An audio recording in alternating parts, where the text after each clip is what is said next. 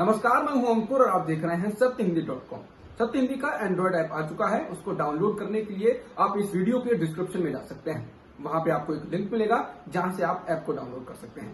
इसके अलावा इस ऐप को आप गूगल प्ले स्टोर से भी डाउनलोड कर सकते हैं। अब एक नजर डाल लेते हैं अब तक की खबरों पर। केंद्रीय गृह मंत्री अमित शाह ने मंगलवार को पश्चिम बंगाल में ममता बनर्जी सरकार को चक्रवाती तूफान अम्पन के लिए भेजी गई सहायता राशि में भ्रष्टाचार करने का आरोप लगाया। शाह ने कहा कि अम्पन तूफान के बाद मोदी सरकार ने 10,000 करोड़ रुपए की सहायता राशि भेजी, लेकिन यहाँ के लोगों को कुछ नहीं मिला। भतीजा एंड कंपनी ये पैसा खा गई। भाजपा सरकार आने के बाद SIT बनाकर दोषियों के खिलाफ कार्रवाई की जाएगी। पश्चिम बंगाल के पुरुलिया जिले में एक रैली को संबोधित करते हुए ममता बनर्जी ने बीजेपी सरकार पर जमकर हमला बोला।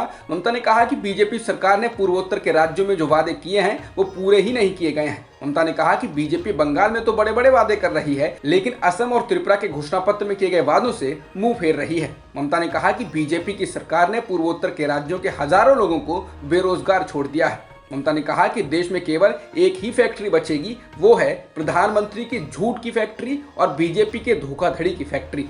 ममता ने लोगों से इसके साथ ही अपील की कि वो बाहर के गुंडों को वोट ना दें। दिल्ली में उपराज्यपाल की शक्तियों को बढ़ाने वाला बिल सोमवार को लोकसभा में पास हो गया था और अब इस पर राज्यसभा में वोटिंग होनी है, जिसके बाद एक औपचारिकता मात्र के लिए राष्ट्रपति के हस्ताक्षर के बाद एक कानून बन जाएगा। वहीं आज राष्ट्रीय राजधानी दिल्ली सरकार संशोधन बिल 2021 की वोटिंग को टालने के लिए TMC नेता डेरेक ओब्रायन ने राज्यसभा के सभापति को चिट्ठी लिखी। डेरेक ने कहा कि बंगाल में राज्य विधानसभा चुनाव में पार्टी के राज्यसभा सदस्यों की व्यस्तता को देखते हुए इस बिल पर अभी वोटिंग को टाल दिया जाना चाहिए, क्योंकि वर्तमान में व्यस्तता के कारण वो सदन की कार्रवाई में हिस्सा नहीं ले पाएंगे। उद्योगपति मुकेश अंबानी के घर एंटीलिया के बाहर जिलेटिन की छड़ों से भरी मिली कार के मालिक मनसुख हिरेन की मौत के मामले में महाराष्ट्र ATS ने मंगलवार को प्रेस कॉन्फ्रेंस की है। ATS प्रमुख जयजीत सिंह ने कहा कि मनसुख हिरेन की मौत मामले में सचिन वाजे की अहम भूमिका रही है और वह इस मामले में साजिश करता है। ATS चीफ के इस बयान के बाद वाजे की मुश्किलें बढ़ना तय माना जा रहा है। ऐसे भी संकेत मिले हैं कि सचिन वाजे मनसुख की हत्या के वक्त भले ही वहां पर मौजूद ना रहा हो, लेकिन उसी ने हत्या का आदेश दिया है। यह भी पता चला है कि सचिन वाजे फर्जी आधार कार्ड के जरिए मुंबई के एक पॉश होटल में रुका था। ये मनसुख हिरेन की स्कॉर्पियो के गायब होने से एक दिन पहले की घटना है। मुकेश अंबानी के घर एंटीलिया के बाहर मिली स्कॉर्पियो कार मामले में हर रोज एक के बाद एक खुलासे हो रहे हैं। अब महाराष्ट्र ATS ने सचिन वाजे की एक और कार वॉल्वो को केंद्र शासित प्रदेश दमन से जब्त किया है। कुल मिलाकर केंद्रीय जांच एजेंसी NIA और महाराष्ट्र ATS दोनों ने अब तक सचिन वाजे की 6 कारों को जब्त किया है। ऐसे में जांच एजेंसियों को भी ये समझ में नहीं आ रहा है कि आखिर सचिन वाजे के पास इतनी महंगी कारों का जखीरा कहां से आया। महाराष्ट्र में जारी सियासी घमासान के बीच आज पूर्व मुख्यमंत्री देवेंद्र फडणवीस ने नई दिल्ली में गृह सचिव से मुलाकात की और मामले में कार्रवाई की मांग की। उन्होंने गृह सचिव से मामले पर CBI से जांच कराने की मांग भी की। देवेंद्र फडणवीस ने कहा कि उन्होंने गृह मंत्रालय में गृह सचिव को वो सारी जानकारी सौंप दी है जो उनके पास थी और गृह सचिव ने कार्रवाई करने का भरोसा दिया है। उन्होंने कहा कि गृह सचिव से मैंने CBI जांच की मांग भी की है। बता दें, परमवीर सिंह ने गृह मंत्री अनिल देशमुख पर आरोप लगाए हैं कि उन्होंने अधिकारियों से कहा था कि वह हर रोज 100 करोड़ की वसूली करें, जिसके वास्ते ही बीजेपी अनिल देशमुख और उद्धव ठाकरे सरकार पर हमलावर है।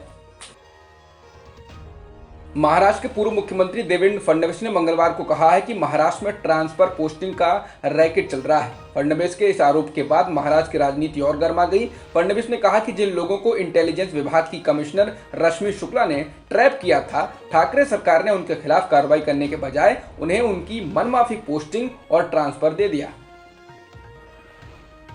महाराष्ट्र के पूर्व मुख्यमंत्री देवेंद्र फडणवीस ने दावा किया कि शरद पवार को गलत जानकारी दी गई और गृह मंत्री कोरोना संक्रमित होने के बावजूद क्वारंटीन नहीं हुए थे। फडणवीस ने कहा कि शरद पवार ने कहा था कि परमवीर सिंह ने गलत आरोप लगाए थे क्योंकि अनिल देशमुख नागपुर में थे।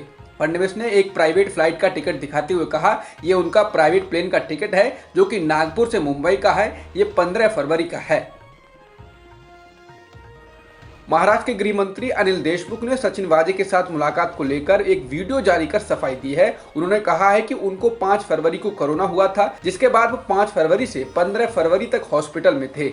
वहीं पत्रकारों के साथ प्रेस कॉन्फ्रेंस को लेकर उन्होंने कहा कि जब वो 15 फरवरी को अस्पताल से डिस्चार्ज हुए थे, उसी वक्त अस्पताल के गेट के बाहर पत्रकार उनसे सवाल पूछना चाह रहे थे, तो उन्होंने उसी वक्त पत्रकारों के सवाल के जवाब दिए थे और 15 फरवरी को वो नागपुर से प्राइवेट फ्लाइट के जरिए मुंबई पहुंचे और डॉक्टरों की सलाह के अनुसार 27 फरवरी तक घर में क्वारंटीन रहे।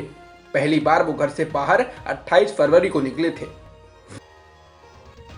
बीजेपी ने असम चुनाव के लिए अपने घोषणा पत्र का ऐलान कर दिया है, जिसमें एनआरसी लागू करने, असम को बाढ़ मुक्त बनाने, उद्योगों को बढ़ावा देने जैसे वादे किए गए हैं। हालांकि इस घोषणा पत्र में CAA यानी विवादित नागरिकता कानून का कोई जिक्र नहीं किया गया है। वहीं जब बीजेपी अध्यक्ष JP नड्डा से इसको लेकर सवाल पूछा गया तो उन्होंने कहा कि CAA को संसद ने पारित किया है और इसे लागू किया जाएगा। नड्डा ने कहा कि असम की सुरक्षा के लिए एनआरसी को लागू करेंगे और घुसपैठियों को बाहर करेंगे। इसके साथ ही नड्डा ने जो घोषणा पत्र जारी किया है उसमें असम के युवाओं को सरकारी क्षेत्र में 2 लाख और निजी क्षेत्र में 8 लाख नौकरियां देने का वादा किया गया है। सुप्रीम कोर्ट ने मंगलवार को देश भर के हाई कोर्ट के सामने ओवर द टॉप यानी OTT प्लेटफॉर्म्स के नियमन से संबंधित लंबित याचिकाओं की कार्यवाही पर रोक लगा दी है। सॉलिसिटर जनरल तुषार मेहता ने जस्टिस DY चंद्रचूड़ की अध्यक्षता वाली बेंच को बताया कि शीर्ष अदालत के पिछले फैसले के बावजूद, जिसमें उसने ऐसी सभी याचिकाओं को क्लब करने का नोटिस जारी किया था, पंजाब और हरियाणा हाई कोर्ट में इन याचिकाओं में कार्रवाई चल रही है। मेहता ने अदालत को बताया कि देश के अलग अलग हाई कोर्ट में इस संबंध में कई नई याचिकाएं दायर की गई हैं। इस पर सुप्रीम कोर्ट ने कहा कि हम देश के सभी हाई कोर्ट में चल रही कार्यवाहियों पर रोक लगाते हैं और होली के बाद दूसरे हफ्ते में इस मामले को सुनेंगे। सुप्रीम कोर्ट ने मंगलवार को कहा है कि लोन मोरेटोरियम की अवधि को 6 माह से और अधिक नहीं बढ़ाया जा सकता है और ना ही इस दौरान के पूरे ब्याज को माफ किया जा सकता है। सुप्रीम कोर्ट ने पिछले साल अपने एक आदेश में लोगों को इस बात से राहत दी थी कि लोन मोरेटोरियम के दौरान उनके कर्ज के ब्याज के ऊपर ब्याज यानी चक्रवृद्धि ब्याज न लगाया जाए, लेकिन अब कोर्ट ने कहा कि इस दौरान लगे ब्याज को पूरी तरह से माफ नहीं किया जा सकता है। कोर्ट ने कहा कि वह आर्थिक नीतियों में दखल नहीं दे सकता है, वह ये तय नहीं करेगा कि कौन सी पॉलिसी सही है या नहीं। केंद्र सरकार ने टीकाकरण का दायरा बढ़ाने का फैसला किया है। केंद्रीय मंत्री प्रकाश जावड़ेकर ने ऐलान किया है कि 45 से अधिक उम्र के हर व्यक्ति को कोरोना टीका दिया जा सकेगा। ये सरकारी और चुनिंदा निजी अस्पतालों में लिया जा सकेगा, पर इसके लिए रजिस्ट्रेशन कराना जरूरी होगा। ये सुविधा 1 अप्रैल से मिलेगी। जावड़ेकर ने कहा कि सभी नागरिकों से गुजारिश है कि जो 45 साल के ऊपर के हैं वे वैक्सीन लेने के लिए रजिस्टर करें। लॉकडाउन की संभावना पर केंद्रीय मंत्री प्रकाश जावड़ेकर ने कहा कि जिन राज्यों में कोरोना के अधिक मामले आ रहे हैं, केंद्र उनके संपर्क में है, वहां प्रभावशाली व्यवस्था की जाएगी और हालात पर जल्दी काबू पा लिया जाएगा। जावड़ेकर ने कहा कि कोरोना मैनेजमेंट के उपाय पिछले साल सब लोगों ने देखे हैं। अगर इस बार कोरोना का मैनेजमेंट ठीक से होगा तो वो स्थिति नहीं आएगी। हालांकि अभी लॉकडाउन पर विचार नहीं किया गया है। कोरोना का UK स्ट्रेन यानी इंग्लैंड में पाया गया नए किस्म का कोरोना संक्रमण पंजाब में तेजी से फैल रहा है। पंजाब में कोरोना संक्रमण के 401 सैंपल में से 81% UK स्ट्रेन के ही वायरस मिले हैं। ये वह वायरस हैं जो सामान्य कोरोना के मुकाबले 70% ज्यादा तेजी से फैलते हैं। इसी बात को लेकर पंजाब के मुख्यमंत्री ने भी चिंता जताई है और उन्होंने प्रधानमंत्री से आग्रह किया है कि राज्य में युवाओं को भी वैक्सीन लगाने की छूट दी जाए। पंजाब के मुख्यमंत्री कैप्टन अमरिंदर सिंह ने कहा, UK स्ट्रेन यानी नए किस्म का कोरोना B117 युवा आबादी को प्रभावित कर रहा है। उन्होंने कहा कि इंग्लैंड में अधिकारियों ने पाया है कि कोविशील्ड वैक्सीन इसके खिलाफ प्रभावी है। ऐसे समय में जब पूरे देश में कोरोना संक्रमण के मामले लगातार बढ़ रहे हैं, उत्तर प्रदेश सरकार ने होली से जुड़े खास दिशा निर्देश जारी किए हैं। इसमें मास्क, सोशल डिस्टेंसिंग और सैनिटाइजर समेत दूसरे दिशा निर्देशों का तो पालन करना ही होगा। किसी तरह के सार्वजनिक कार्यक्रम या जुलूस वगैरह के लिए प्रशासन से पूर्व अनुमति लेनी होगी। सरकार का मकसद कोरोना संक्रमण को रोकना या कम से कम उसकी रफ्तार कम करना है। दिशा निर्देश में किसी भी सार्वजनिक कार्यक्रम में 60 साल से अधिक उम्र के बुजुर्गों और 60 साल से कम उम्र के बच्चों को शामिल करने पर रोक लगा दी गई है। इसमें यह भी कहा गया है कि जिन्हें किसी तरह का कोई रोग पहले से है, उन्हें भी इस तरह के कार्यक्रमों से दूर रखा जाना चाहिए। अब तक की खबरों में इतना ही। बाकी खबरों के लिए बने रहिए सत्यहिंदी.com के साथ।